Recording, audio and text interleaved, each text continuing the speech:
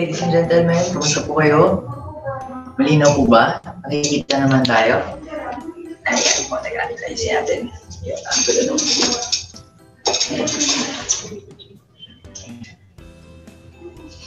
Hello po. Kamusta po kayo? Nasaan na yung audience natin? Si Ma'am Ruby Rose. Nandiyan si Ma'am Ruby Rose.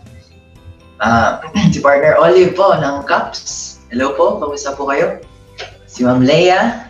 Si Tita Jo ng Eagles Wings, nanonood. Si Ate Annabelle, kamusta ka dyan sa center? No? So, wonderful morning everyone. It's about time. Magsa-start na po tayo sa ating training for today.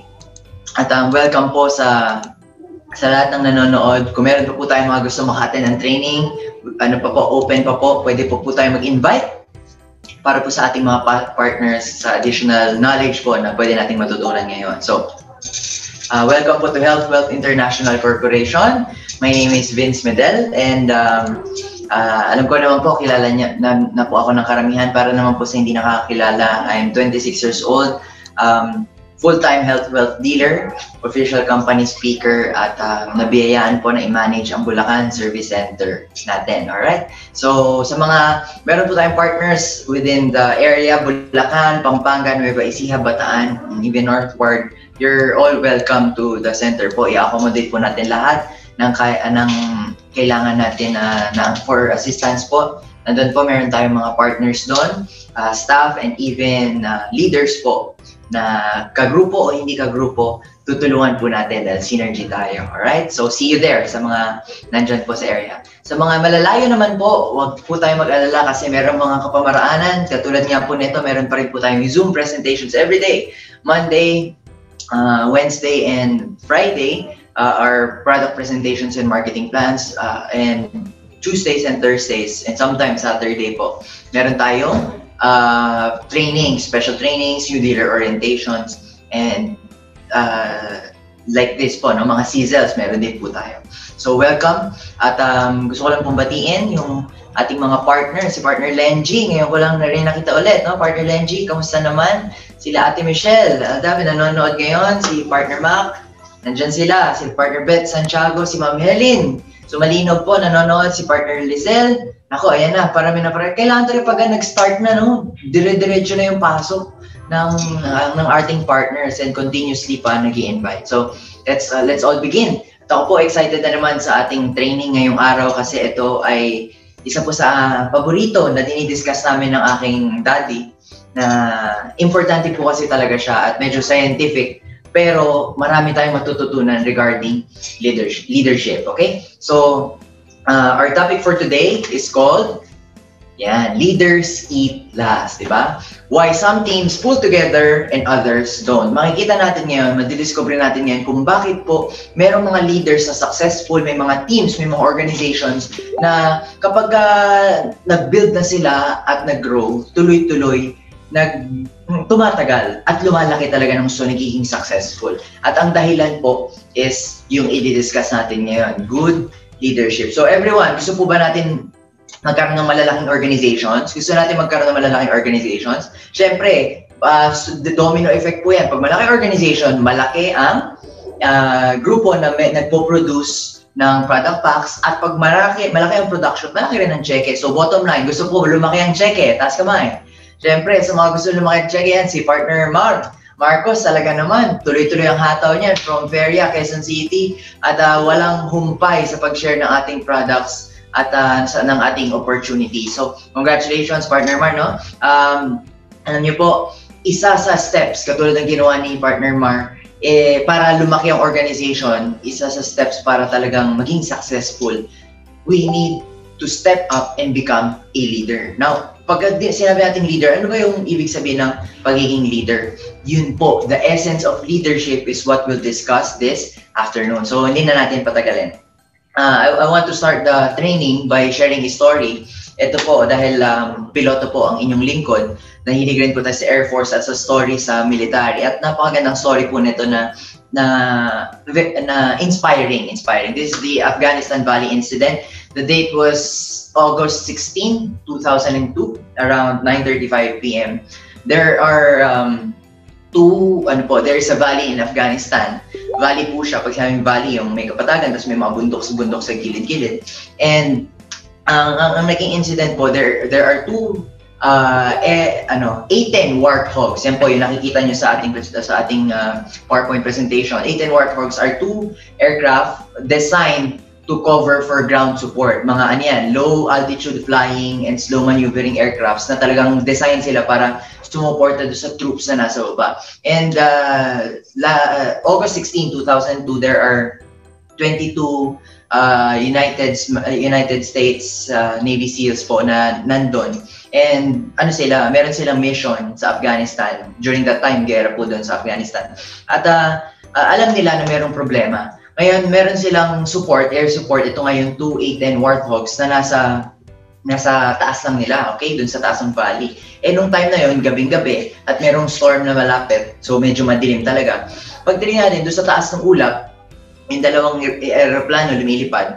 Sa taas, sobrang ganda. Ibig sabihin, sobrang tahimik, mapayapa. Nandun yung buwan, ang daming bituin. Tapos yung dahil medyo may storm na konti na malapit sa area, yung clouds parang snow na nagsettle lang, parang land na ganon. Dun sa taas ng clouds. Ngayon, pagdating sa baba, iba, medyo madilim, gabing-gabi, tapos may storm na malapit. At may mission yung isang group ng American Forces. Tapos ang nangyari po, during that time, nararamdaman na yung tension na alam nila na mayroong problema na baka atakihin sila at anytime. So, dahil doon, yung isa doon sa piloto, ang codename niya po, si Johnny Bravo. Johnny Bravo is a pilot, is an Air Force pilot, na dahil gusto niyang makita kung ano yung status, ang ginawa niya, nag-dive siya patawid dun sa clouds. Pagdive niya pagtawid dun sa clouds, habang tumatawid siya ng clouds pababa, biglang narinig nila dun sa radyo, ang sabi, troops in contact. Okay? Pag sabi troops in contact, ibig sabihin po, the troops on the ground are under fire. Ibig sabihin, inaatake na sila. So, delikado, may problema na. So, pagtawid niya ngayon sa clouds, paglabas niya ng mga ulap, ang sumalubong sa kanya, napakaraming tracer fire. Hindi niya po na-experience yun sa training, hindi niya nakita yun sa kahit na anong movies. Dun lang. Para bang nagkakagulo talaga. At dun nga sa picture natin, dyan sa baba, ganyan po ang itsura ng tracer fire during war. Pagkagera, di ba? Parang chung, may mga tatawiran ng mga bala, mga kung ano-ano. So, medyo magulo. So, syempre, siya, bago lang, na hindi naman pa ganun ka-experience at hindi niya na-train yun. Tapos, delikado pa yung lugar, umuulan, medyo madilim. At noong 2002, wala pa pong ground-hogging radar na uso noon. Yung mga aeroplano noon talagang tansyahan pa lang at meron sila mga mapa lang. So, nung nakita niyang gano'n, hindi siya nagdalawang isip. Hinanap niya yung mga source ng kalaban kasi yung grupo noon, may 22 Americans doon na talagang inambush sila nandun sa gitna. Yung nagbabarilan galing sa gilid, sa mga bundok-bundok. Ang nangyari, dinaanan niya yung mga bundok-bundok, hindi siya sigurado doon sa lugar, pero tansyahan lang talaga. At hinanap niya yung mga kung saan nagagaling yung mga kalaban. At ang nangyari, nag-lay siya ng suppressing fire. Nagbilang siya habang dinadaanan niya, nag-release siya nung mga ammunition, kaya nagbilang siya 1, 1,000, 2, 1,000, 3, 1,000, 4, 1,000, 5, 1,000. Then, pinila niya yung stick, akit siya ulit na gano'n, tapos balik na naman doon sa kabila, 1, 1,000, 2, 1,000, 3, 1,000, 4, 1,000, 5, 1,000. Hanggang sa, sabi nung umakit siya ulit, pinila niya yung stick, sabi ng mga troops doon sa baba, good hits, ibig sabihin tinamaan, natutulungan sila. Ang problema, dumaan siya ulit, 1,000, 2, 1,000, 3, 1,000, 4, 1,000, 5, 1,000, hanggang sa naubos na yung ammunition niya, pero hindi po ubos yung kalaban. Balik siya ngayon sa taas, hinila niya, at kinausap niya yung kanyang wingman. Yung kanyang wingman na isa pang aeroplano, hindi rin sigurado. Sabi niya, kailangan mong bumaba doon, you need to get down there. Kasi nga, meron pa rin kalaban, hindi pa rin nawawala. So, yung wingman, hindi niya kabisado, sabay sila, bumaba, wing to wing. Inalalayan niya, at habang inaalalayan niya, nagbibilang siya 1, 1,000, 2, 1,000, 3, 1,000, 4, 1,000, 5, 1,000, hanggang sa naubos yung kalaban, at natapos sila. Alam niyo po, nung gabi na yon, nakakatuwa, yung 22 Americans na inambush, nakauwi lahat buhay. Walang kahit na anong casualties. Walang casualties. Zero casualties. Nabuhay lahat ng Americans. No? So, nakauwi sila ng successful. So the story about this is sa Air Force. That kind of leadership is remarkable if you think about it. Paano remarkable? Na he was willing, Johnny Bravo, codename Johnny Bravo, he was willing to risk his life for the others down there. Kahit na hindi siya sigurado, madilim, di ba? May bagyo, tapos di niya alam, baka siya yung punteriyahin. Pero nirisk niya yung life niya without second thoughts, no? Na without a doubt, dire-diretso siya, walang dala-dalawang isip, tumulong sa mga kasamahan niya. So, ang nangyari, in-interview siya after nun, nung mga higher up sila. Ang instructions kasi sa kanya nun is to monitor, pero kung pinuntahan niya kagad, walang dalawang isip. No, ang nag-raise ito ng importanteng question kasi saan galing yung mga tao ito?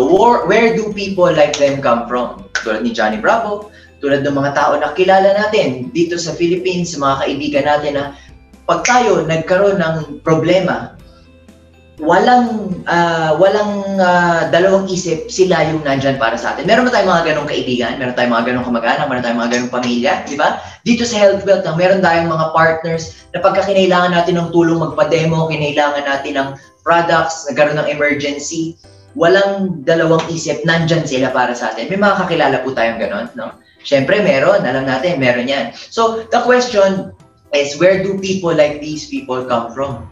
Yung mga walang dalawang isip, nandyan para tulungan tayo. Diba? If you think about it, who would spend their time and risk their lives so that others may benefit? Imagine, si Johnny Bravo, pwede siyang mapunterya doon, pwedeng siya yung mamatay. Pero ni-risk niya yung lives niya. At alam niyo po, nung tinanong si Johnny Bravo, bakit mo ginawa? Okay? Isa lang ang sagot niya. Ang sabi niya lang po, because they would have done it for me. All of them were asked, actually, hindi lang si Johnny Bravo, lahat po ng mga successful groups sa military, lalo na po sa Marines, no? Pag tinatanong sila, why would you do it? Why would you risk your life? Why would you risk yourself so that others may benefit? Ang sagot nila pare-pareho. Because they would have done it for me. So, ang husay-husay po na ang thinking, kaya ko sila tutulungan, kaya ko sila ililigtas, kaya i-risk ko yung sarili ko para lang matulungan sa kanila. Dahil pag ako yung nasa kalagayan nila, sigurado ako na gagawin din nila yung ginawa ko para sa kanila, sa akin. It's like the golden rule. I risk my life for you because I know that when the time comes, you would also do the same for me. They have each other's backs. Para talagang band of brothers. Yun yung kagandahan sa military. Now, why did we discuss this? Because in the military, there is great leadership na minsan hindi natin na-adapt sa business, sa company, sa employment, sa ibang organizations. If you think about it, if we think about it, okay? In the military, they give medals to people who are willing to sacrifice themselves so that others may gain, right? However, in most organizations, especially in business organizations, lalo na pag involved ang money, we give bonuses to people who are willing to sacrifice others so that we may gain. Ang mga tao na binibigyan natin ng medalya ng bonuses ng yung mga tao na nagpo-produce na mayroong production. Kahit na mayroong production, yung production na ginawa nila, nag-sacrifice sa ibang tao, hindi tinulungan yung ibang tao. Pero dahil may production, dahil may resulta, yun yung mga nabibigyan ng bonus. Tama ba? Sa mga ang daming organization na ganyan, sa stocks, di ba? Sa big companies na maraming employees, kung sino yung nakakapag-produce, yun yung binibigyan ng bonus. Samantala sa military, hindi importante yung kung sino yung may production, kung sino yung naging successful. Ang binibigyan ng medalya sa military, kung sino yung mga nagsakripisyo para doon sa mga kasamahan nila. Every time. So, if we think about it, we have it backwards, kabaliktaran. Kaya ang husay-husay sa military. So, every time, bumabalik doon sa tanong, where do people like these come from? Saan ba galing yung mga taong to? Saan ba galing si Johnny Bravo? Saan ba galing sila partner Mitch Esguerra, sila bro Reggie Sevilla, na kung saan willing sila every time mag-sacrifice para sa ibang tao kahit na sila yung may hirapan. So where do people like these come from? Actually, it's an age-old question. Nung unang panahon pa po, nasagot na yung tanong na yan. Kasi po, sa totoo lang, leaders are not born. Hindi po pinanganak ang mga leaders. leaders are actually made. Ang mga leaders po, ginagawa yan. Hindi sila pinanganak. At kung iisipin natin, lahat ng tao, the human body, have systems, right? There are systems inside our bodies that are trying to get us to do things that are in the interest of the survival of us. Tayong katawan po natin, nag-evolve tayo bilang mga tao na yung katawan natin, ginagawa, yung isip natin, yung puso natin, lahat ng chemicals na pinuproduce ng katawan natin, ginagawa yung mga bagay, nililid tayo para gawin yung mga bagay na makakabuti para sa atin. Kung titignan natin, scientifically speaking, how did we survive 50,000 years? Imagine, ang tagal na panahon na yun. Why are humans so dominant? Bakit po tayo? Ang daming species sa mundong ito. Ang dami, di ba? Pero tayo yung naging successful, tayo yung lumaki ng ganito. Look at the world we've built. Tall buildings, internet connections, we even went to the moon, di ba? Nakakalipad na tayo ngayon, ang dami nating na-achieve. Why? Why did we survive? Definitely, we're not the smartest. No, hindi tayo pinakamatalino. We're not the fastest, we're not the strongest, but the important thing that we have, that we humans have, is we are highly social. We are highly social and we do things together. Hindi natin kayang gawin ang mga bagay-bagay mag-isa. Hindi tayo magsusurvive mag-isa. Naka-design ang ating katawan sa ganon. So, ang nangyari po, during the times na nag-evolve tayo, na ang humankind talagang umabot sa ganito, kaya po nangyari kasi yung katawan natin, nag-produce yan, during evolution, nag-produce ng chemicals para tayo ma-lead na gawin yung mga dapat natin gawin. So, like joy, love, diba? Pride, trust, fulfillment, these things make us happy. So, in order, lahat tayo gusto natin maging happy. And what we so-called happiness, what we generally can call happiness, are produced by 4 different chemicals in our body, and we call these happy chemicals. Ang tawag natin dito, EDSO. E-D-S-O. EDSO, okay? Yung asawa ni EDSA, para hindi nyo makalimutan po, EDSO. E-D-S-O. EDSO in action, okay? So these 4 chemicals predominantly produce what we so-call happiness.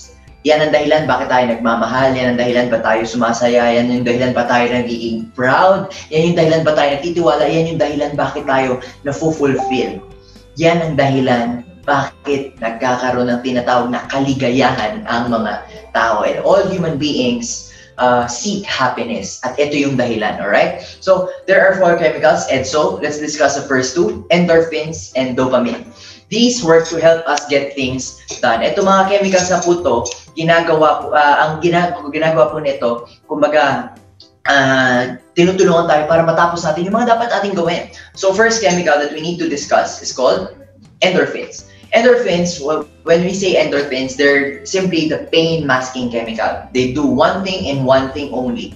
They mask physical pain. Yung nararamdaman natin, yung hirap sa ating katawan, minamask yan. If we've ever heard of the endorphin rush, pag sabi natin endorphin rush, yan yung parang adrenaline na gustong-gusto natin. Yung nararamdaman natin na masakit siya sa katawan natin kung isipin natin, pero dahil lang sa endorphins, nag-e-enjoy tayo. It's called also the runner's high. Yung tipo, tumakbo ka, takbo. Tapos, nung una tumatakbo ka, enjoy ka, di ba? Sa jogging. Tapos, isang oras at mamaya, pagod ka na, pero hindi mo pa nararamdaman, nag-enjoy ka pa rin kasi nga, minamas ng endorphin yung pain na nararamdaman natin. Ngayon, pagtapos nun, 1 hour, 2 hours later, tsaka natin mararamdaman yung hirap, yung sakit. Right? So, ganun din sa basketball. Pag nagba-basketball, nabubugbog ang katawan natin, nag-e-enjoy. Pero dahil nag-e-enjoy, because of endorphins, they mask the pain that our body is feeling at the moment, nag-enjoy tayo, hindi natin nararamdaman. Yun po yung pinaka-reason yan. That's also the reason why when we laugh, we are convulsing our internal organs. Pag tumatawa tayo, ha, di ba? Pag tumatawa talaga na ganun, ano yan, nagkukumbulsa, halos hindi tayo makahinga. Pero lahat tayo na-experience na po, kakatawa, sasabihin mo, wait lang, tama na, masakit na, yung tiyan ko kakatawa. Naranasan na po natin yun. That happens, right? It's because of endorphins, minamask yung physical pain. So the historical reason why we have endorphins in our body, kasi ano po yan So yun nga, we're not the fastest, we're not the strongest, but the human body is built, even during caveman times, for endurance. Endurance, talagang matagal. Kahit na, ano kasi, tayo, walang kasiguraduhan ng unang panahon na makakakain. Hindi katulad ngayon, madaling bumili, bibili ka na lang, di ba? O magluluto ka sa bahay. Noong unang panahon, way back caveman times, Paleolithic era, nung nagsisimula pa lang mabuhay ang mga tao, nag-evolve tayo ng endorphins sa ating katawan. Kasi kung wala yung endorphins, hindi tayo maghahanap ng pagkain. Dahil hindi madaling mahanap ang pagkain, hindi pa natin alam, we hunt. And sometimes there aren't available resources, wala mga hayop na pwedeng makain dito. So we hunt, malayo, nilalakad, kahit miles and miles and days, pero we continue to do it. Design yung endorphins para sa endurance natin na matagal. At ang nakakatuwa doon, nakaka-enjoy pa siya. Minsan, pagkatapos mag-hunting, nag-e-enjoy pa, bukas gusto ulit mag-hunt. So nag-design yan para tayo, as human beings, patuloy na mag-hunt ng pagkain, patuloy na maghanap. Yan yung dahilan bakit na-addict tayo sa exercise, na-addict tayo magbuhat kahit na masakit sa katawan, pero nag-exercise tayo, enjoy, nararamdaman natin because of endurance. At yun ang ginagawa ng endorphin. So first chemical is called endorphin. It's the pain masking chemical. Now the next chemical that we'll discuss is called dopamine. Dopamine is called the goal achieving chemical. Ang pinaka-simple lang po na gustong gawin ng dopamine sa ating katawan, sa ating buhay, is to get stuff done. Gusto ng dopamine na maabot natin or magawa natin yung mga goal natin. Paano bang get stuff done? Ano ang mga sample na nagpo-produce ng dopamine? Crossing out to-do list. Alam niyo po yung to-do list? Kasi goal yan, di ba? We write to-do list para kung meron tayong mga dapat gawin, hindi natin makakalimutan. For example, sa grocery. Pag pumunta tayo sa grocery, meron yan, may listahan, tama? May papalista si mami, may papalista si kuya, si ate, bibili natin pa isa-isa. Okay, sa mga nag-grocery, di ba, nakalista, kunyari, toyo, mantika, suka, diaper, sabon, panglaba, sabon pangligo, toothpaste, etc. Nandiyan yung list. So every time may makukuha tayo sa grocery, ilalagay natin sa ating cart, check natin yun, right? At pag na-checkan natin yun, there's a shot of dopamine because we achieved the goal. One of the goals is to get toyo. One of the goals is to get suka. At pag nakuha natin yun, nilagay natin sa basket yun, na-achieve natin yung dopamine. Okay? So, siguro po sa inyo yung naka-experience na nandyan yung listahan. Wala dun sa listahan natin yung dapat kunin. For example, nakalimutan ilista sa listahan yung mga toilet paper. Pero nung dumaan ka sa aisle ng toilet paper, nakita mo, toilet paper. Ginawa mo, kinuha mo yung toilet paper, nilagay mo sa cart mo, tapos tayo, sinulat natin, toilet paper. Tapos check. Sino po ang gumawa na nun? Sino ang nakagawa na nun sa atin? Why do we do this? Ako po ginagawa ko yun. Because we want the dopamine. It feels good. It feels good pag na-checkan natin yun. So, hitting a goal produces dopamine. Okay? So that's why we need tangible goals. Kailangan yung goal natin may sinusulat. That's why we're told to write the goals. Kasi visual animals po tayo. Visual animals. We're highly visual. Importante nakikita natin yung goal. Yan yun. So, ang historical reason po niyan, para tayo maghanap rin ng pagkain. For survival pa rin. Paleolithic era, way back caveman times, no? Kasi, walang kasiguraduhan na palaging may pagkain. At kung tayo, okay, maghahanap lang ng pagkain pag tayo nagsimula ng magutom, mahirap. Kasi pag gutom na, mahina ka na, hindi ka na makakahanap ng pagkain. Paano kung wala ka mahanap ng pagkain? Tapos gutom ka na, mamamatay ka lang sa gutom. Kaya tayo po, nagkaroon ng dopamine, design yan, kahit na hindi pa tayo gutom. Naghahanap na tayo ng pagkain. Because we enjoy eating food. It is one of the goals. Kaya yan ang dahilan. Dopamine is the reason why we enjoy eating. Na kahit nabusog ka na, pero nakakita ka ng bagay na gusto mong kainin. For example, nakakita kang donut. Donut. May nakita kang donut doon sa dahil nakita mo yung donut, that's the goal. No? Fino-force tayo ng dopamine na magugustuhin yun para kumain pa tayo. Kasi nga, yan yung pampagana natin para gustuhin. So, ang mangyari niyan, nakita natin doon, paglapit natin, one step closer, oops, nakita natin, papalapit, shot ng dopamine. Another step closer, dopamine na naman. Another step closer, dopamine. Paghawak mo nun, dopamine. Yes! Ganun ang feeling nun. Di ba? Pagkagat mo nun, enjoy. That is because of dopamine. Yun po ang pinaka-historical reason yan. At maraming dahilan, no? Bakit natin kailangan yung dopamine sa ating katawan? Kasi nga, it makes us do things. Kung wala yung dopamine, hindi natin gugustuhin ng mga bagay-bagay, hindi natin gugustuhin magkaroon ng sasakyan, hindi natin gugustuhin magkaroon ng kumain, hindi natin gugustuhin na maabot yung goals natin, na kumita ng malaki, no, hindi natin gugustuhin yun. Kasi wala yung dopamine. This makes us do things. Diyan yung dahilan ba tayo sumasaya, okay? Goal-achieving chemical. So, kailangan lang natin i-inform about isa. Dopamine comes with a warning. It is good, okay? Dopamine is good because it helps us achieve our goals, but it comes with a warning because it is highly addictive. Ang dopamine po nakaka-addict. As in, nakaka-addict siya. Ano pa ba ang mga sources po ng dopamine? Sources pa po ng dopamine. Alcohol, nakaka-addict. Nicotine, yosi, nakaka-addict. Gambling, pagsusugal, nakaka-addict. Technology, cellphones, gadgets, nakaka-addict yan. Dopamine causes addiction to alcohol, to technology. Yan ang dahilan bakit naman ang lasa ng alcohol. Pag inisip natin, bakit naman ang amoy ng yosi pag naamoy natin sa labas. Pero ang daming nag-e-enjoy dyan because it produces dopamine. Nag-e-enjoy tayo, happy tayo, dahil isa yun sa mga goals na na-achieve natin. We crave for it. Yun ang nangyayari. At addiction to technology din po. Ang phones, nakaka-addict yan. It produces, it makes us, it gives us shortness of attention, tas yung distractibility natin, inability to get things done because of technology.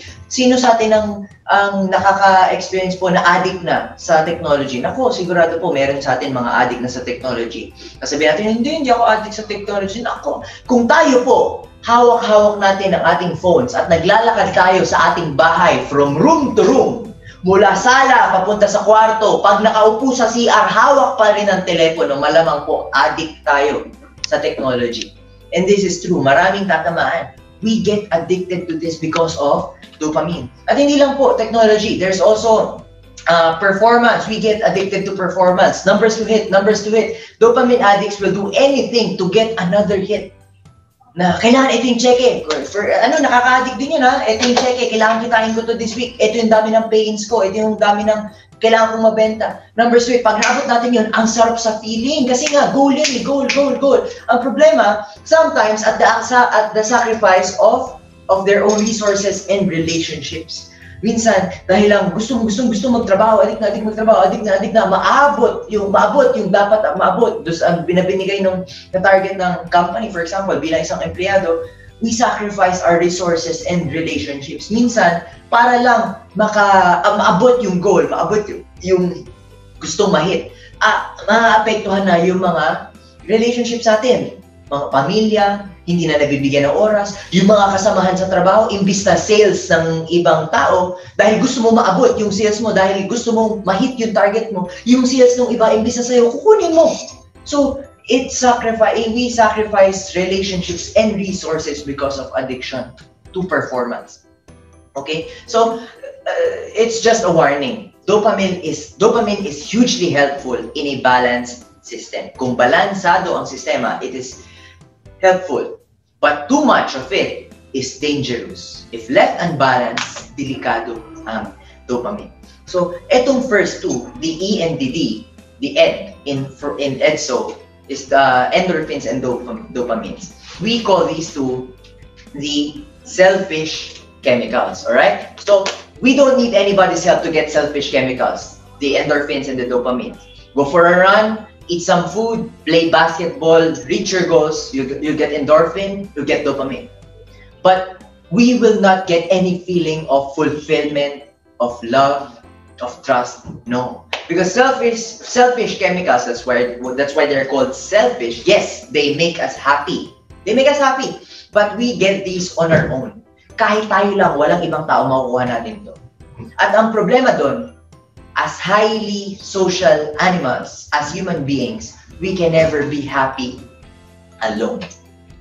And that's where the selfless chemicals come in, wherein we need other people for these releases, no? Para makuha natin yung selfless chemicals, kailangan natin yung ibang tao, hindi lang tayo mag-isa. At these selfless chemicals come in and attempt to manage the selfish chemicals. Pag tinisip nyo nga, selfless chemicals are, di ba sa EDSO, ED, selfish chemicals, selfless SO. So, selfless chemicals make our society great, actually. This is where people like Johnny Bravo, the pilot, this is where people like partner Coach Lovie Kalima comes from. See, this is where Mr. Francis Tamisen comes from.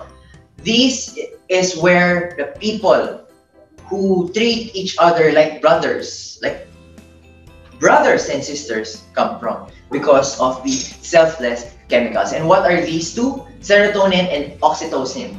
These two chemicals make leaders fulfill their great responsibilities. So before we discuss this, it's important to understand why we evolved to produce these chemicals. Because in the world, there's what we call the circle of safety. Outside, in the world, the dangers are a constant. Pag sinabi natin constant, yung danger, nandyan yan palagi. No matter what we do, no matter where we go, there is always danger outside. In caveman times, it may have been a saber-toothed tiger, it may have been the weather, it may be cold, it may be hot, there might be storms, there might be droughts, there are lack of resources, walang makain. That's the danger. There is always danger outside. Even during caveman times, di ba? In the modern world, ngayon, sa panahon natin ngayon, meron pa rin danger. Maaaring hindi na tigre, okay? Hindi na tigre. Hindi lack of resources. Actually, lack of resources, pwede pa rin. Ano ang danger sa labas? Business competition. Mga ibang kumpanya, without any no hard feelings, they're trying to put us down because we are their competition as well. The economy, di ba? Yung mga economy na tumataas, bumababa ang pera. Natural disasters, ito, given, Taal volcano eruption, right? Storms, ang daming bagyong dumaan sa Pilipinas, mga baha, okay? Higit sa lahat, this pandemic, this virus, coronavirus, this is a danger, natural disaster. So everywhere, no matter what we do, no matter where we go, there is always danger outside. That's why dangers are a constant outside, all right? But if there is always danger outside, how do we survive? What do? We work together, we come together. With whom? With our families, with our groups, with our company. We work together and we form communities together to be around the people who believe what we believe, to feel like we belong, and to feel safe. Kaya nga kapag tayo, di ba, delikado sa labas, anong unang ginagawa natin? Naghahanap tayo ng kasama. Nakakatakot mag-drive mag-isa sa una, naghahanap ka ng kasama. Hindi mo alam kung saan ka pupunta, hindi mo pa kabisado, baka maligaw ka, anong gagawin mo? Maghahanap ka ng kasama because every time there is someone who's there with us, we feel better because we belong. Alam natin hindi tayo mag-isa. And naka-engrave na po yan sa ating sistema bilang isang tao. It's hard to do things alone as a human being. That's why we come together and we work together. We form our circles so that we can protect each other from the dangers outside.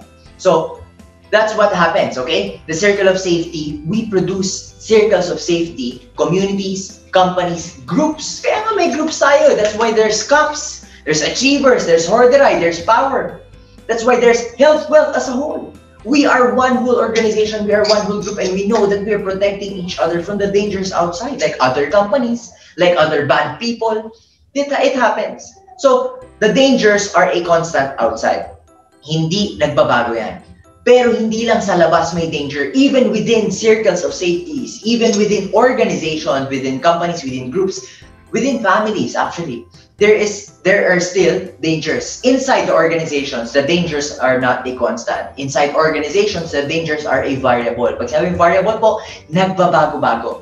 And these variables, kaya nagbabago-bago, the dangers within are determined by the decisions of leadership. It's the decisions of leadership that provides us which dangers to encounter in organizations. The decisions of leadership as to how safe leaders make their organizations feel when we go do our work. You leaders po natin, okay, ang dahilan kung o sila ang nagbibigay sa atin. Kasi nga, they're the leaders eh. We are the leaders who determine how safe it's going to be within the organization. Ang pinakamagandang example po niyan, that's why we come together, the story of Aesop Fables. Batang ano to, kwento po ng mga baby, the 4 oxen and the lion. 4 oxen parang, ano yan, yung mammal na merong horns. Imagine na tama raw, ganyan. 4 oxen and a lion.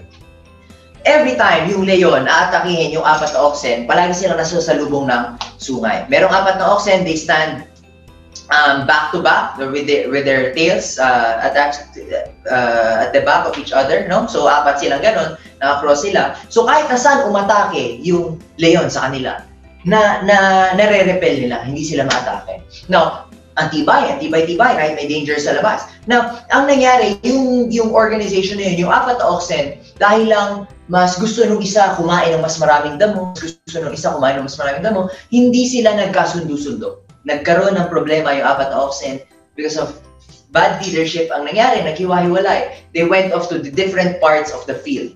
And one by one, the lion picks them off and eats them all. Naubos yung 4 na oxen. So ano yung basic lesson?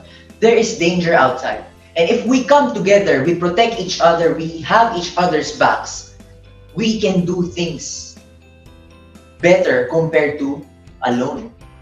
Nagagawa natin mga bagay na puproteksyonan natin yung isa't isa. Pero kung tayo magsosolo, dahil lang pinairal natin ang greed na mas gusto natin marami kakainin, kaya magkakanya-kanya na lang, no? Naghiwa-hiwalay, bumigay yung 4 na oxen. So, ganun lang rin po tayo sa ating organizations. We need to come together and we need to protect each other because there will always be danger outside. And in organizations, for an organization to work, there has to be good leadership. The leadership wherein we will feel safe, we will feel secure, na kahit anong mangyari, alam natin, nandyan yung mga kasamahan natin para proteksyonan tayo. And the environment, and this environment happens if there is good leadership. So, as a good leader, there are 2 things that we need to do, okay? The responsibilities of a leader. If we want to have a great organization, a big organization where we can earn tons and tons of income, of money, di ba? Gusto natin kumita na malaki sa HealthWealth. We need to make an organization, a network, wherein as a leader, we need to do these 2 things. Number 1, we need to determine who gets in and who doesn't get in. That's why we have a training called Start With Why. Yun yung sinasabi natin, why? Para madedetermine natin yung mga papasok, maisasama natin sa ating organization, yung mga tao na gusto rin makatulong. The same people who believe what we believe, para hindi tayo mahirapan. Kasi kung yung papasok sa ating organization, okay, ang gusto, manggulang, mangdaya, okay? Tayo hindi tayo ganun. So hindi magkakasundo. Wala mangyari. So that's the first responsibility. That's why we have a prospect list. We need to find out our prospects para alam natin. Hindi naman natin sinabi hindi natin papansinin lahat. No, we will serve everyone kahit na hindi kahit na taliwas yung why nila sa atin, taliwas yung principles nila sa atin. So we'll serve them. Pwede natin sila maging user, pwede natin sila maging dealer, walang problema. But to include them in the organization where you'll train and you'll trust them to have your back when danger's present, hindi na kailangan. Pwede mag-user na lang. Pero para i-train at isama at hatakin pataas, mahirap na. Kasi sometimes, pag pinilit natin yun, sino pinagpapabigat, walang mangyayari. So number 1, responsibility of the leader for the of the whole organization, determine who gets in. And number 2, decide who will be, how big the circle will be for everyone. Kasi great leaders extend the circle of safety to its outermost edges. For example, ito yung ating organization. Ang leaders po, pwede kasi ang gawin yan, sino ang i-involve dun sa ating organization. Yung tinatawag na inner circle lang, ito lang, yung mga piling tao mo lang, ganyan. So yung mga bago pa lang, hindi pa kasama o hindi pa kayo kasama, labas pa sa circle of safety, mararamdaman nila yun. They will not feel safe, they will not feel like they belong, at hindi sila magtatagal. They might join, but they might leave as well. Unlike if we extend our circle of safety to its outermost edges, na hanggang doon sa mga bago pa lang, nakakasali pa lang, mararamdaman nila feeling nila belong sila, feeling nila safe sila. And in turn, they will take risks, they will do what they have to do for the good of the organization and for the good of everyone else. So that's why we need to extend our circle of safety to its outermost edges. And in order to do this, there is serotonin and oxytocin. These two chemicals work to help strengthen our social bonds, fostering connection and collaboration. That's why they're called selfless chemicals. So first selfless chemical is called serotonin. Serotonin is called the leadership chemical.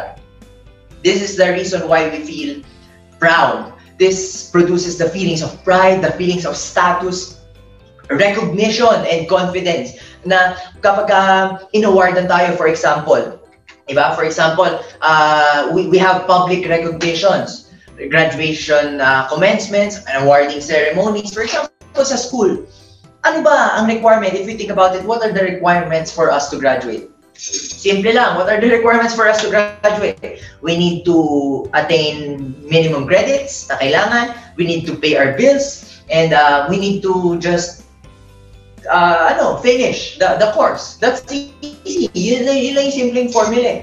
Kailangan ko ba ng public recognition? Pag inisip natin, hindi na. But we still do public recognition.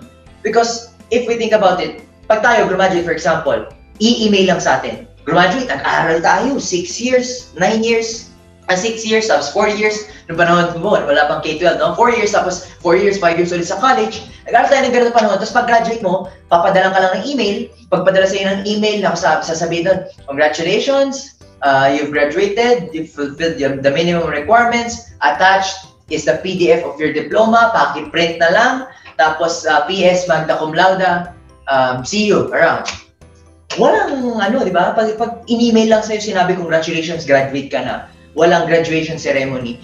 Walang feeling ba na hindi sulit? Alam niyo po yun? Samantalang kaya nagpa-public recognition. Ang ginagawa, graduation, naghirap, nag-aral, di ba? Ang ginagawa, graduation ceremony, i-gather lahat ng mga tao.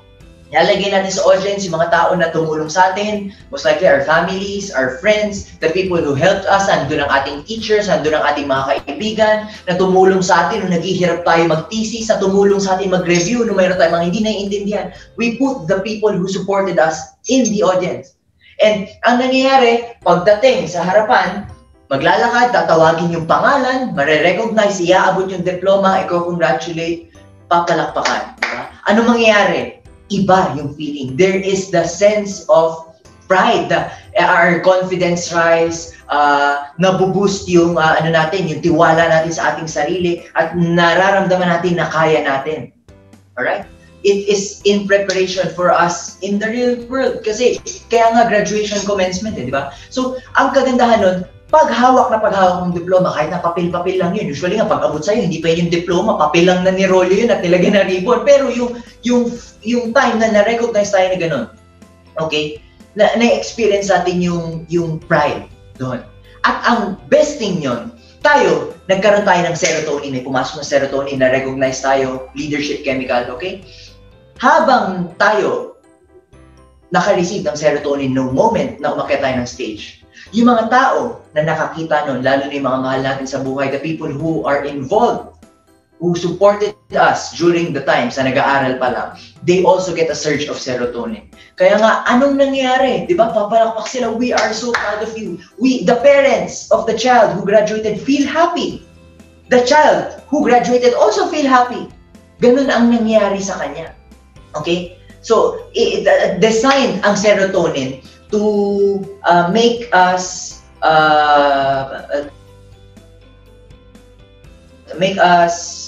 reliant on other people. Na kaya ako magsusumikap, kaya ako gagawin ito para maging proud ang mga magulang ko. Maging proud yung mga taong tumulong sa akin. Ganun po siya. Kaya nga tayo nagkakaroon din ng public recognition, right? We have anniversaries na i-awardan tayo nung top performers. Anong feeling po pagka si upline na nag-guide sa atin umakyat sa stage?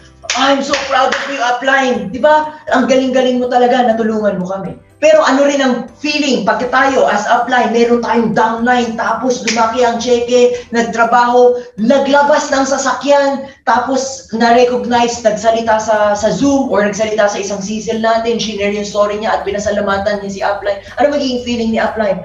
I am so proud of you. Serotonin.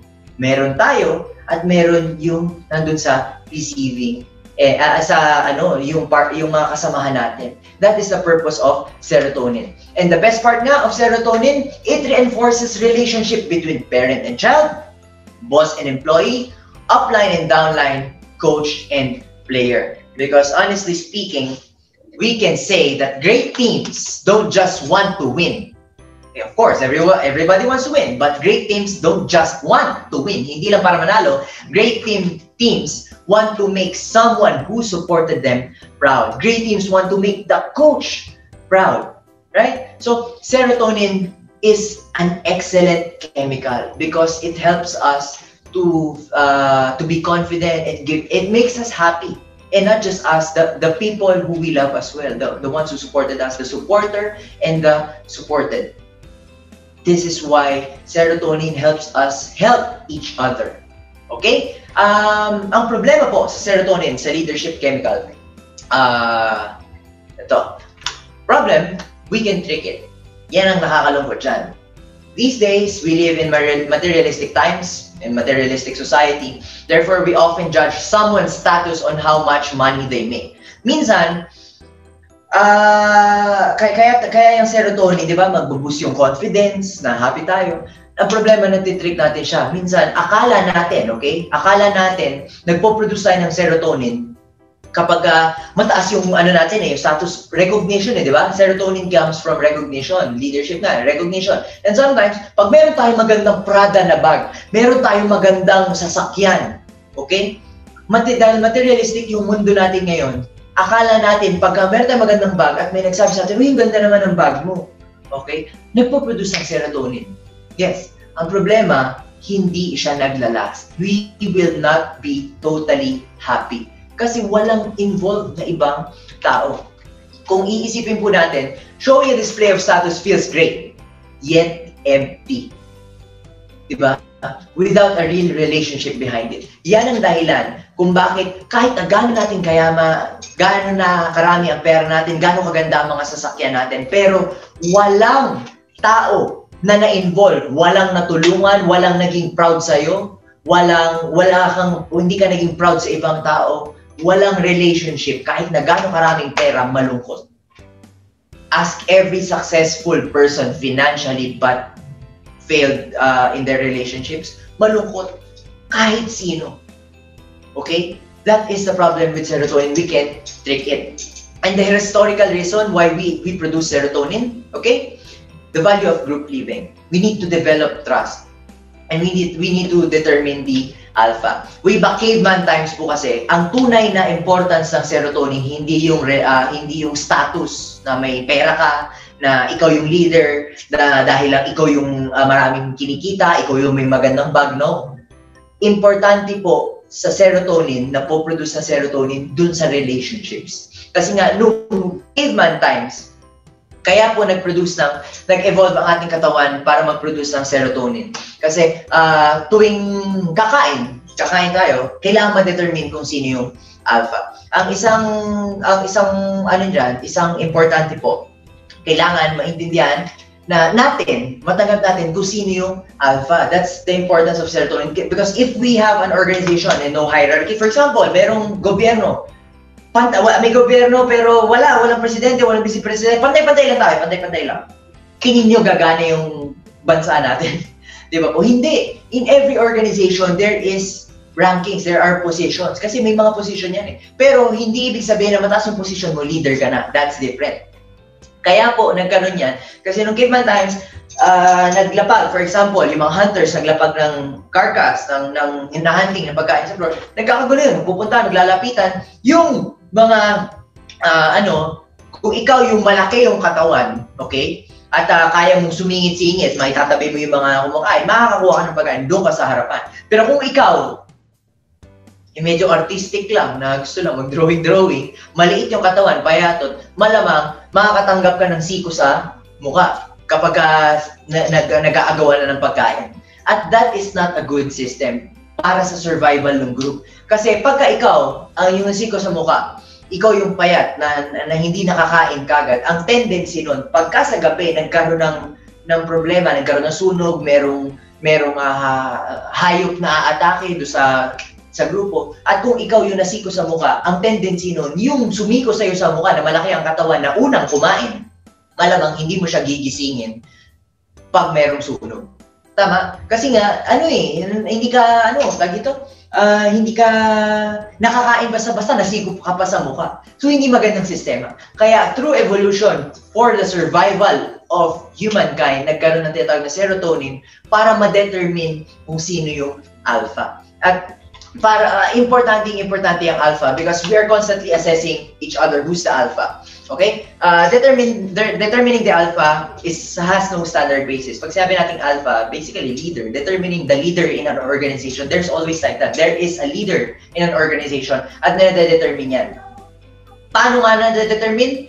Walang basis. Nung caveman times, muscle. Kung sino yung malaki katawan, okay, malamang yan ang alpha. Nung sa entertainment industry, kung sino yung hindi kailangan malaki katawan, hindi kailangan matalino, yung may talent, yung magaling umarte, magaling kumanta, magaling umiyak, okay? Yan ang alpha. Kahit na mas malaki kinikita ng isa, pero mas magaling umarte yung isa, siya yung alpha, malamang, pag nakita sila. Sa military, ano ang basis niyan? Iba rin, courage, kung sino yung matapang, kung sino yung nag-aalaga at sumakasamahan, yan ang alpha, malamang. Sa business, ang alpha? Experience, di ba? Kung sino yung mas marami ng experience, yun ang alpha. And every time, it has been proven na kahit anong mangyari, kaya may serotonin ng ating katawan, we strive to become an alpha. We strive to rise, ranks. Kahit na anong mangyari, talagang nagra-rise tayo. Nasa sistema na natin yun, ma-determine kung sino yung alpha. Kasi po, when we finally assess who's alpha, we voluntarily take a step back and allow them, the alpha, to eat first. Alphas get first choice of meat. Yung mga alpha, sila yung may unang kumakain. Yung mga leader, di ba? Sila yung unang kumain. This is the reason why we're subconsciously and constantly trying to raise our status. Deep inside, gusto natin maging alpha. At sometimes, sa isang smaller organization natin, tayo yung alpha. But in a bigger organization, hindi tayong alpha. It's always like that. Pero nung caveman times nga, na-determine kung sino yung alpha, sino yung malaki, yan ang pwede unang kumain. Kasi hindi na kailangan magsiksikan. Na-determine na gano'n. Now, there are benefits to being the alpha, di ba? There are benefits in being a leader. Alam natin yan. Pagka leader tayo, we get special treatment. People do favors for us. People show us respect. It boosts our confidence. We get to eat first. Yes, it's awesome. Pagka leader tayo, babiyahe tayo sa mga probinsya, for example, pagdating doon, uupo ka, papakainin ka, pagsisilbihan ka, magtoto ka, pag itos magtok, magpapapicture sa'yo, ire-respeto ka ng tao, totoo po yan. It's good to be the alpha. It's good to be the king. And this is because of serotonin, alright? But we need to understand that leadership comes at a cost. Serotonin comes at a cost. Leadership comes at a cost, and the group, the organization, they're not stupid. Yes, we give the alpha, we give our leaders the perks, the benefits, they get to eat first, okay? But we're not stupid, and there is a cost. People will expect that when danger threatens from the outside, like what we've discussed earlier, there will always be danger outside. When danger threatens us from the outside, the alpha, the leader himself, herself, who is actually stronger, who is better fed, who is teeming with confidence, who has experience, okay? Who has talent, who knows the marketing plan, who knows the product presentation, who has bigger income. The alpha, the leader, is expected to run towards the danger. That is the cost. When there is a problem, it is expected that the leader will be the first to go towards the danger. Pag meron ng problema, the alpha himself, the leader, is the first one to go towards the danger, to confront the danger. The cost of leadership, said by one of the core generals of the Marine Corps General, okay, is self-interest. Totoo po ito. The cost of leadership is self-interest. If, as an alpha, we're not willing to give up our perks when it mattered, we shouldn't be a leader. Remember, authority is not leadership. We can have authority, we can have a position in our work, in the politics, okay, we can have a position, but it doesn't mean that we're already a leader. Ang dami nating kakilala, merong posisyon sa gobyerno pero hindi mga leader. Meron tayong mga kakilala na wala namang posisyon, nandito sa HealthWealth, mga simpleng dealers lang. Hindi naman nasa taas, okay? Hindi pa nga speaker, hindi leader talaga ng grupo, but in his own right, dun sa maliit na organization niya, he is a leader. Okay? The cost of leadership is self-interest. We don't get to do less work, okay? When our status goes up. We have to do more work. Akala kasi natin, pag naging leader na tayo, mas konti na ang gagawin. Oo, sa simula, banat, network, prospect. Tapos pagka meron ka na organization, akala natin, pagka nandiyan na yung mga tao, sila na nag-network, sila na nagpa-prospect, akala natin wala na tayong gagawin. No.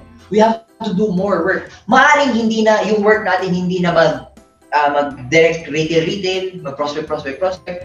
Kasi malaki yung organization eh. Kumikita na tayo, may success na. But we still have to do more work.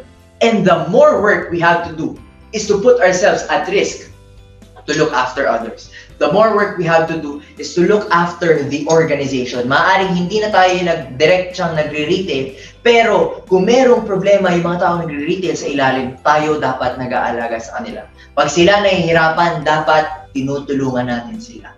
That is the cost of leadership, self-interest. Okay? And if we think about it, this is why we're deeply offended by selfish oligarchs, corrupt politicians, and unscrupulous businessmen, people with scarcity mindset. Kaya tayo po, yan yung dahilan sa serotonin, kaya tayo hirap na parang hindi natin matanggap yung mga nabinoto natin na politiko. Nabinoto natin kasi akala natin nung kampanya, i-lead nila tayo, tutulungan tayo, pero nung nandun na naboto na, wala nang ginawa. Di ba, hinayaan na tayo. Nangyayari yan eh, given naman po yan. It is because it's not about the number. Hindi yan dahil doon sa kinuha nilang pera. No. Hindi yan dahil doon sa kinita nila na nawala sa atin. Yan eh dahil sa ginawa nilang pag-traitor in a way, hindi pagsunod doon sa understanding na as a leader dapat sila yung mag-aasikaso sa atin. Na as a leaders, dapat sila yung magsasakripisyo para sa atin. It's not about the number. We know that most of them made all of that money while allowing their people to be sacrificed. Yun yung dahilan bakit tayo naiinis. In fact, meron sa kanila, they have sacrificed their people for the money. At yun yung dahilan ba tayo na o-offend. Kasi tayo, okay, hindi naman doon sa kung gaano kalaki yung kinuha, no. Yung act na ginawa. Eh kung sasabihin po natin sa inyo, for example, ang ating mga nurses ngayon, meron tayong mga nurse. At alam natin yung mga nurse na yan, mga doktor, nagsakripisyo during this pandemic. Okay? Kung sasabihin natin na kukuha ng 1 milyong piso mula sa kaban ng Pilipinas at i-donate doon sa mga doktor at doon sa mga nurse na nagsakripisyo para sa atin. Okay. Tingin niyo po, ma-offend tayo? May problema ba tayo doon? Wala. Di ba? Tama po. Kasi alam natin na yes, they became leaders to us. Pero nag-sacrifice sila para sa atin. So it's not about the number. It's the act. It's the deed. Okay? So being a good leader, you have to lose self-interest. We need to prioritize the people within our organization. Because the true test of leadership is this. Great leaders would sacrifice themselves for their people rather than sacrifice their people for themselves. At napaka-importante po niyan. Kaya po tayo dito sa Health Wealth, we value the people who are sacrificing for us, the people who give time and effort for us. They are true leaders. They are true leaders. Okay? So, ang isa pa pong chemical, yan na, di ba? Yun ang kagandahan sa serotonin. Mabuboost yung ating confidence because of the feeling of pride, because of the feeling of fulfillment, but not because of the material things, but because of relationships. Okay? So the last chemical that we'll discuss right now is called oxytocin. And oxytocin is called the love chemical. It's the feeling of love, the feeling of trust, the feeling of friendship. It is the intense feeling of safety that someone has got your back. Okay? So love chemical, ganun lang siya kasimple. Paano po ngayon nakukuha ang oxytocin? This is the best chemical of all. How do we get oxytocin? Number one way to get oxytocin is shared adversity. Alam niyo po yung feeling na meron tayong dinaanan as an organization, as friends, okay? Meron tayong dinaanan ng paghihirap. Meron tayong dinaanan ng paghihirap. During that time na naghihirap tayo at nalagpasan natin yung paghihirap, magkakaroon ng oxytocin na tinatawag. Think about it. Sa work, sa pag-network, ano yung mga pinaka-memorable moments? Sa mga magkakaibigan, ano yung mga pinaka-memorable na moments? Sa buhay mismo, ano yung pinaka-memorable na moments? Yung ba yung mga masasaya lang na walang problema? Yun ba yung mga hindi natin makakalimutan? No. Ang pinaka-memorable na moments natin, yung mga araw na hirap tayo. Pero dahil lang meron tayong mga kasama na nalagpasan natin yung problema, yun yung maaalala natin. Kasi, kumbaga, para kang naging successful lang na wala kang pinagdaanan, right? Unlike kung naging successful tayo, tapos pinagdaanan natin yung hirap, pagdating ng success, sobrang saya, sobrang sarap, lalo na kasama natin yung mga tao na nandun sa tabi natin nung naghihirap tayo. These happenings, shared adversity produces oxytocin. That's why, sa ano po, kahit sa military, for example, di ba? Ano yun eh, yung kahit na dumaan sila sa gera, maaaring hindi na sila makabalik, pero paglagpas nila, nalagpasan nila yung pagsubok. Ang tibay ng bond nung mga yun, right? Nung mga Marines. Unlike dun sa hindi ganun katindi ang bond nung mga sundalo, dun sa mga tao na nasa pace lang, na hindi naranasan yung naranasan nung magkakasama. Ganun po siya, di ba? So, shared adversity, this produces oxytocin. And another way to produce oxytocin, which is easier, okay, is through physical contact. Opo, ngayon, dahil pandemic, hindi masyado allowed ang physical contact, pero yan ang pinakadahilan ba't nagpo-produce ng oxytocin. Hugging, it produces oxytocin. Kaya nga po tayo kapag, di ba, malungkot, tapos niyakap tayo ng nanay natin, ng tatay natin, ng partner natin sa buhay, niyakap tayo. Kahit minsan wala silang sinabi, niyakap lang tayo, gumagaan yung ating pakiramdam. Because during this hug, our bodies produce oxytocin. Tayo at yung nagbibigay sa atin nung hug. Handshakes produce oxytocin. Nandyan yung feeling ng trust. Kaya nga, i-handshake mo eh. Meron tayong di ba meron tayong deal, ito yung deal natin, ito yung closing. Tapos pagkatapos ng closing, inabot mo yung kamay mo. Tapos siya, hindi na, okay na, magpirmahan na lang tayo. Ano mararamdaman natin? Di ba? Simpleng handshake lang yun, pero mararamdaman na, parang ma-open na, bakit? Bakit akala ko ba okay tayo? Bakit ayaw niyang hawakan yung kamay ko? Na ngayon, medyo may conflict, di ba? Pero ngayon, fist bump. Ngayon kasi hindi pa pwede handshake fist bump. Pero fist bump pa rin, kahit saglit na trust yun. The fact na yung tao nakaharap natin, willing tayo madikitan ng gano'n, kahit fist bump lang, kahit hindi na handshake, merong physical touch na gano'n, na mag-exchange ng oxytocin. Okay po, nagkakaroon ng trust agad-agad. Feeling of physical contact, yung fist bump, yung handshake na yan. At oxytocin po actually, nagpo-produce ng sobrang dami niyan during childbirth. Oxytocin is the reason why there is an inseparable bond between the mother and the child. Kaya po, mahal ng nanay ang bata at ang sobrang attached na nanay. Because during the childbirth, yung bata at yung nanay nagpo-produce ng katakot-takot na oxytocin, which produces the feeling of love that we are experiencing. So, yan po ang ways to get oxytocin. At one of the best ways then to get oxytocin is this, which is important: acts of human generosity. Giving of our time and energy while expecting nothing in return. Linawin po natin, pag sabing act of human generosity, hindi pa pwedeng we simply give money, na ganun-ganun na lang, it doesn't work. Simply giving money doesn't work as much as giving effort. Makakatulong, simple. Pero importante, merong effort. Importante, merong effort. Bakit po importante, merong effort? Because we put a premium on time. Pag sabi natin we put a premium on time, importante po sa atin ang oras. Because time is an equal and non-redeemable commodity. Kahit sinong tao, pare-pareho lang ng oras. No? Hindi yan magkakaiba, hindi yan parang pera na mas mahal. No, time is the same for everyone else. At yung time na yan, hindi na yan nababawi. If we spend money, we can still make money, right? But if we spend time, we'll never get it back. Yung time na igugugol natin para i-offer sa ibang tao, okay, ang po-produce yun ng matinding oxytocin kesa sa magbibigay tayo ng pera sa kanila. Yun yung dahilan bakit mas effective ang face-to-face confrontation kesa sa e-messages.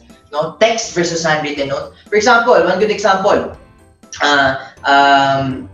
ano ka, ikaw at yung anak mo, ikaw tatay or nanay, meron kang anak, i-message mo yung anak mo, i-ano mo lang siya, i-text mo lang, anak, di ba? Proud na proud kami sa'yo, mahal na mahal ka namin at gusto naming maging successful ka sa buhay. Nandito lang kami ng mami mo, okay? Love, Dad. Minessage mo na gano'n.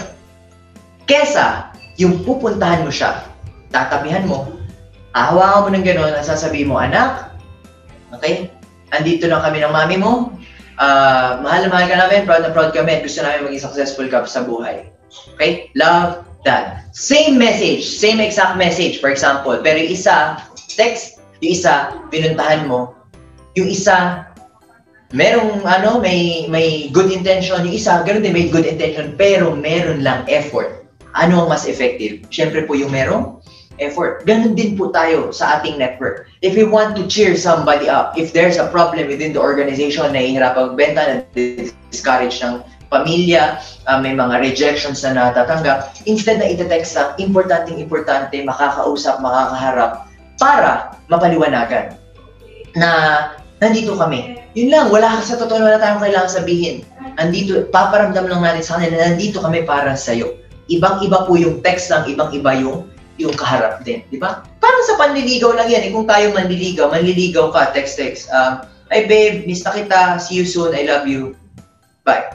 Kesa yung susulat mo lang, ay babe, miss na kita, see you soon, I love you, bye. Pero isa, text. Yung isa, sinulat mo talaga. Same message, almost the same effort din. Mas nag-effort ka lang ng konti dun sa isa. Ano mas ma-appreciate? Yung text o yung letter? Siyempre yung letter. Because we put a premium on time and it is important to spend equal and non-redeemable commodity. Hindi pa pwedeng pera-pera lang na madali lang. Kasi walang effort eh. Yun po yung importante. So, how do we get oxytocin? Acts of human generosity. It's doing nice things for people that require us to sacrifice a little time and a little energy or effort. That's something that we'll never get back. Alam niyo po, one cool story. I was in Makati a few weeks ago. Sinamahan ko po yung aking girlfriend. Tapos, nung packet kami nung building, sa elevator,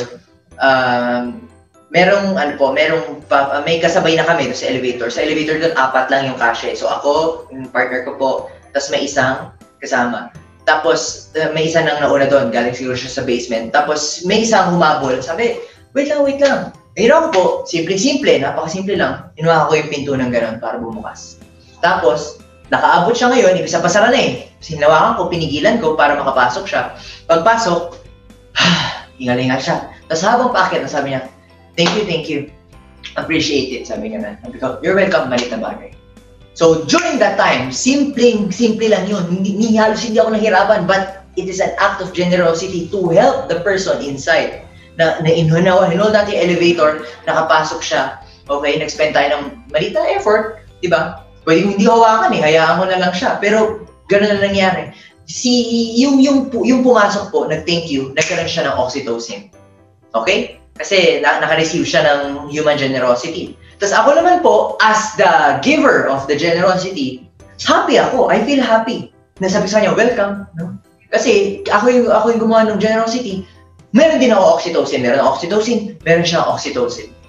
Pagbaba niya ngayon ng floor, sumara ulit na pinto, yung kasama namin doon na na hindi namin kilala. Naiintindihan ko yung girlfriend ko magsasabi lang. Pero yung kasama namin tong isa pa, yung pangatong tao na nakanood lang, naka-witness lang, sabi niya, ayos yung ginawa mo, keep it up. Sabi lang ganun. So ako, hindi ko kakilala yun, pero parang natuwa siya.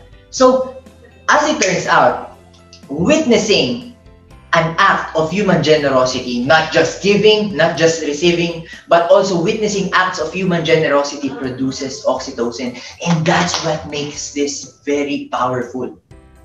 It's extremely powerful because if we keep on doing human generosity to other people, we become happy. The person who received our help, the generosity we gave, they become happy. And those people who witness what we did also become happy. Imagine if we're applying the full force or utilizing the full force of oxytocin within our organization. We help each other. The people within our organization also sees what we're doing, helping each other. They also feel happy. Everybody feels happy. There is love, there is trust. And when there is trust, there will be growth. And once there is growth, it's impossible to stop doing the business and stop becoming successful. It's impossible. It's going to be easier and easier because we have each other's backs. Okay, so acts of human generosity. If we expect something in return, then we are not really giving. Then we are not really giving in the first place. Isang rule po na kailangan nating tandaan: if you're going to give, we should give without expecting anything in return. Hindi pa pwedeng meron kang ibibigay, tapos kaya ka lang nagbibigay dahil ini-expect mo meron din siyang ibibigay na tulong sa'yo. Hindi pa, tinulungan kita ha. Pagka ako nangailangan, tutulungan mo ka. No, that won't happen. Pag yun na narinig ng tao, they will not experience oxytocin. Walang mapoproduce na oxytocin. Kailangan we give without expecting anything in return. Ang kagandahan niyan, even if we do not expect anything in return, if we truly want to give without expecting anything in return, kahit hindi natin hiningin, kahit hindi natin sabihin yung taong tinulungan natin, tutulong rin sa atin, sa ayaw at sa gusto natin. That is why random acts of kindness, or RAK, what we call RAK, diba? Rock and roll. Random acts of kindness and ready to offer love, roll, rock and roll. Rock and roll is powerful because golden rule yan eh. Tulong, tulong, tulong, everybody helps each other. Sigurado po, papalaki ang organization. Not just every organization, but Health Wealth International Corporation as a whole. Pati po family natin, pati friends natin, damay-damay na yan. So, acts of human generosity, giving end and receiving end, thumbs up. Nagkakaroon ng oxytocin, even witnessing end, thumbs up. Ang kagandahan pa, the more oxytocin we have in our body, the more generous we become. Pag mas marami oxytocin sa ating katawan, pag mas masaya tayo because of oxytocin, okay? Mas nagiging generous tayo. Mas gusto nating magbigay. At hanggat nagbibigay tayo, nagbibigay, di ba? In return, yung mga tao, magbibigay din sa atin. Kaya nga, in fact, the more we do, the more we want to do. Alam niyo po, this is true story. Ang aking mga magulang po, kung nakilala niyo naman si Mr. Mel and Mrs. Cora Medel, there came a point na ikakain na lang namin ng pamilya po namin, pero ibibigay pa po nila sa ibang tao. Because it is an act of human generosity to give and to help. Tulong, serbisyo, produkto, name it. Tulong. At akala namin, mga bata pa, ako po, nung hindi ko pa naiintindihan nung una, bakit ganon? Yun pala, kahit na hindi humingi, kahit na magbigay, abundance is true. Talagang kapag nagbibigay, hindi mawawalan. Kahit na binibigay mo lahat dahil the fact na nagbigay ka, may nakakita na nagbigay, yung pinagbigyan mo, hingin mo man o hindi. Kahit hindi mo nga hingin, ibibigay nila pabalik. Mas marami pa, tenfold. That's why, nakaka-addict siya. Yun ang masarap dito, nakaka-addict tumulong. Pero hindi siya addiction na masama. Addiction siya na maganda. Kasi nga po, oxytocin actually inhibits addiction itself. Pag tayo happy, pag tayo nagbibigay, if we are generous, we are empathetic, okay, gusto natin makatulong, nai-inhibit yung addiction. Hindi tayo ma-addict sa drugs, hindi tayo ma-addict sa nicotine, sa alcohol, sa gambling. That's the benefits of oxytocin. That's why it's good to give, it's good to help. It's good to be a leader who cares for every other member of your organization. It boosts our immune system. It makes us healthier. That's why happy people live longer because of oxytocin. Couples live longer. If we have oxytocin in our body, it increases our problem solving. It increases creativity. It's not addictive at all. It just feels great. Napakasarap lang sa feeling ng oxytocin, and it makes us truly happy and fulfilled. The problem with oxytocin, okay, it takes time to build up though. It takes time. Hindi siya agad-agad. It's like dating, 7 days versus 7 years. Sabihin ko po sa inyo, meron na po ako, for example, ngayon may girlfriend ako. May girlfriend po ako. 7 days na kaming 7 days na kami. Niligawan niya ako, sinagot ko siya. Sa 7 days na kami ngayon. Magpapakasal na nga kami bukas eh. Ha? Magpapakasal? Grabe naman, papa 7 days pa lang kayo ha. Ano magiging reaction niyo, di ba? 7 days pa lang kayo, ba't magpapakasal na kayo kagad? We know for a fact na 7 days is not enough to build oxytocin, to build true love, to build true trust, right? 7 days is not enough. Pero imagine kung sasabihin ko po sa inyo, 7 years na nga po kami. Tapos, okay naman, ganyan, pero hindi pa po kami magpapakasal. Bakit? Ano yung reaction nyo? Ba't hindi pa kayo magpapakasal? 7 years na kayo. Anong problema? Because we know for a fact that 7 years is more than enough to build enough oxytocin, to build trust, and to build love. Okay? Alam natin yan. So, ang oxytocin, pakunti-kunti siya. Okay? Hindi natin alam kung gaano katagal, eksakto, but it takes time. Okay? Hindi siya yung agad-agad. So, small consistent steps. Dinner, daisies, and diamonds, diba? Hindi naman yan pagka kayo bibili mo agad ng diamante, ng diamond. No, you don't buy the ring agad-agad. You take them to dinner, diba? Then sometimes you bring them flowers, and then in time you bring them diamonds. Okay. Tapos, tsaka talagang magigising na kayo isang araw. Yeah, mahal ko nga. Because of oxytocin. And not just in couple relationships. In friends, diba? Trust needs time to build. Na talagang hindi naman agad-agad pagkakatiwalaan natin yung ibang tao. Na ganun-ganun na lang. It needs time and effort. Okay? So, what is the bottom line of oxytocin if we want to truly be happy? Build good relationships. Okay? Build good relationships. Because leadership is really difficult. Kailangan nating tanggapin ito. We need to accept for a fact that being a leader is not easy. Leadership is difficult. Why? Because we need to give our time and give our energy to those who we can reach effectively. Sadly, we can't give it to everyone because we don't have enough to give to everyone. We just can't. Hindi po natin kaya kahit na anong gusto natin maging isang mabuting leader at mag-care sa mga tao natin, sa ating organization. Hindi natin kaya ibigay sa lahat. Hindi talaga. Imposible. That's why we have to make sure that we can trust others, to trust others, to trust others, to trust others. So, our true responsibility as a good leader is to make sure that the people we know, like the ones that we have direct contact with, the ones we know, the ones who are close to us, the ones who we can see often, the ones who we know their names, okay? We need to make sure that they are confident and feel looked after. We need to make sure that they are feel loved. We need to make sure that they are feel safe within our circle, within the organization. And in turn, encourage them to do the same for the ones who they have direct contact with. So for example, malaki na po ang organization. Okay, malaking-malaki na ang organization. At halos hindi ko na nakikita lahat, araw-araw hindi ko na nakakilala karamihan. So, imposible mong makakabisado lahat ng pangalan. Imposible mong maabot lahat sa kulang na konting oras na meron tayo sa araw-araw. Imposible. That's why we need to make sure na yung mga tao na talagang within the organization pero naaabot natin, na kilala natin, na madalas natin makita, we need to make sure na sila, feeling nila safe sila, feeling nila loved sila, feeling nila supported sila, feeling nila secure sila within the organization, feeling nila kahit anong mangyari, nandito tayo para sa kanila. Sa hirap, sa ginhawa, nandiyan tayo para tumulong. And encourage them to do the same for the people they can reach. Lahat yan, di ba po? nandito man tayo sa gitna ng pinaka-organization ng ating circle of safety, hindi man natin abot yung pinaka-outermost edges, physically, directly. Pero tayo, kaya natin abutin yung mga naabot natin, in a way. At yung mga naabot natin na nandito, sila, ganun din. Yung mga kaya rin nilang abutin, okay, ganun din ang gagawin nila.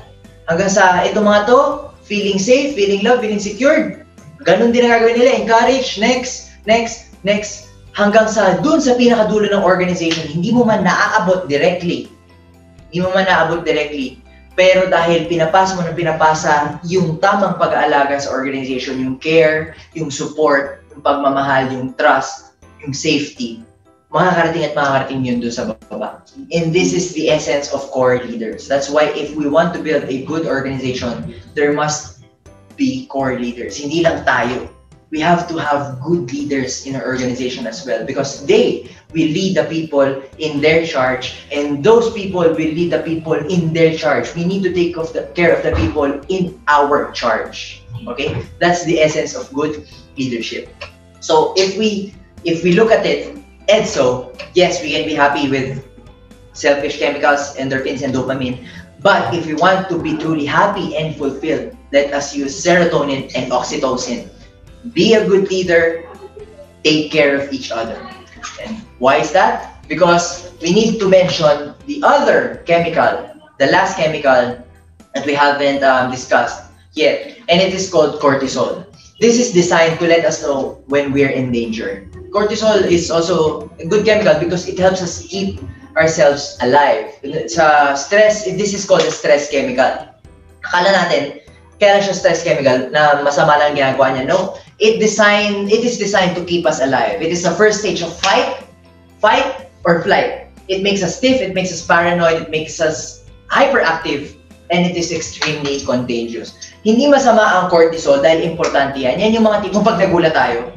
Diba? Pag nagulat tayo, parang papasok ang cortisol dyan eh. Pag, kunyari, pumasok yung cortisol, ang mangyayari sa atin dyan, magiging stiff tayo, magiging hyperactive. Kung meron mang sunog, diba? Meron mang sunog, natutulog tayo, nagsunog, uy! Papasok ang cortisol sa katawan, stress tayo nun. Pero akala na yung stress, it makes us paranoid and stiff to protect ourselves. Kasi kung hindi, may sunog. Okay, may sunog. Baka bumigay na, gumuho na yung bahay, hindi ka pa umaalis dahil hindi ka natatakot. That is the point of cortisol. May sunog, okay? Ang gagawin, kailangan maging stiff, kailangan maging alerto, aalis ka, tatakbo ka. It keeps us alive. So it is important too. But the problem is, it should come in, and then once the danger is gone, we breathe, and let the cortisol leave our body. Pero, ang pinaka-problema niyan, okay, if we are in an environment, okay, na nagbibigay sa atin ng stress, na hindi lang yung isang beses na akala na may sunog, or may danger, o may aksidente, di ba? Saglitan lang yun, ito sa labas dapat yung cortisol. Pero kung araw-araw tayo na sa isang environment, we are in an organization where it is toxic, we don't know what will happen, na hindi natin pinagkakatiwalaan yung mga partners natin. Kasi ngayong organization, because of the failure of leadership, na hindi pinaparamdam na secured and safe tayo, walang suporta, ang gagawin lang natin, yung cortisol, papasok na papasok sa ating katawan. Drip, drip, drip. At ang mahirap niyan, cortisol is extremely contagious. Pag meron tayong isang partner na nakikita natin na sa stress, dahil natatakot siya, na feeling niya, siya lang mag-isa, okay, may problema, tayo, in turn, stress rin tayo. Kasi contagious yan eh. Makita mo lang na down yung... Kaya nga mga negative na tao, pag negative yan, stress yan, makakasama mo yan, masi-stress ka rin. Kasi extremely contagious siya eh. So, ang problema sa cortisol, okay, it shuts off non-essential systems like growth, immune system. Pag merong sunog, hindi natin kailangan yung immune system. Hindi natin kailangan tumubo yung kuko natin during an emergency, right? Ang kailangan na natin, maging alerto, maging attentive, na kailangan gawin yung dapat gawin. Ang problema, kung palagi nga may cortisol sa katawan dahil ang organization natin, because of the failure of leadership, we don't make us feel safe and secured and trusted, okay? Stress tayo. At kung stress tayo, palagi tayo walang immune system. That's why stress can kill people. Stress produces cancer, diabetes, high blood, because it shuts off our immune system. The problem in a stressful environment is we're not supposed to have the cortisol all the time. It should be in, then gone. Because it inhibits the release of oxytocin. Pinipigilan niya yung oxytocin. And as we all know, oxytocin is the love chemical, the happy chemical. Kung palagi may cortisol sa ating katawan because of the failure of leadership, hindi tayo magiging happy. It makes us self-interested. It makes us less empathetic. And it makes us less generous, mas nagiging madamot, mas nagiging walang pakialam, mas nagiging selfish. That is the power of cortisol. Paano ka nga ba naman magiging, ang purpose niya is fight or flight, di ba? Kailangan mong maging alerto eh. Kasi nga, kung mayroong danger, poprotection naman yung sarili mo. Ang hirap nga naman maging empathetic noon, ang hirap maging selfless, ang hirap maging generous. So, importante, walang cortisol sa katawan. At para mangyari yan, we need to be in an environment, in an organization where there is good leadership who promotes care and trust and love and support to each and every member of the organization. Because negativity and scarcity truly is unhealthy. But it is up to us leaders to create positive organizations. If you really want to earn much, we need to have a good organization with a positive mindset, with leaders, with true leaders who are taking care of each other. Okay? Because leadership is not a rank, leadership is not a position. Leadership simply is a decision, leadership is a choice. It is a choice to be a leader. And how do we become leaders? If we decide to look to the person to the left of us and to look to the person to the right of us, we have already become a leader. That's just simple. Ganun lang po kasimple. Yun lang yung desisyon na yun na aalagaan natin at tutulungan natin at poproteksyonan natin yung mga tao, susuportahan yung mga tao na nasa kaliwa natin, nasa kanan natin, mga kasama natin. We have already become a leader. If you've watched the movie 300, napanood nyo na po yung movie na 300. Sa movie na 300, Spartans, right? The greatest fighting force of all time. 300 lang sila, daang libong Persian soldiers at halo-halo galing sa ibang bansa ang pinasugod sa kanila, pero yung 300 na yun hindi nagiba. Nirepel lahat ng yun. Alright? Why? Why did they become extremely effective as a unit, as an organization, as soldiers? What's their most important weapon? It's not the spear, it's the shields. Alam niyo po, yung mga batang yan, nung 300 sa Spartans, nung lumalaki sila, tinuturuan sila that never lose your shield. Wala na yung spear mo but not your shield. It's either you bring home your shield or you come home on your shield. Kasi hindi pwedeng mawala yung shield. Dahil yung shield na yan, it is the important tool to protect to the person to the left of you and to protect to the person to the right of you. At lahat sila, ganun ang ginagawa, ang tibay-tibay ng organization. Kaya nirepel nila lahat nung forces na nagtatry sa kanila. Even the greatest fighting force have good leaders. And it's not because they're good at killing people. No, they're good at protecting the person beside them. They're good at protecting the ones who are also inside their organization. Okay? So, ladies and gentlemen, I hope everyone learned a lot today. It is important to be a leader. It is important. But it's hard and it's difficult to be a leader. So, we need to choose this path because being a leader is the only way to become successful, happy, and most of all, fulfilled in this life, especially with Health Wealth International Corporation. So before we end, let us answer the question, what does leaders eat last mean? And as Mr. Simon Sinek said, leaders are the ones who are willing to give up something of their own for us.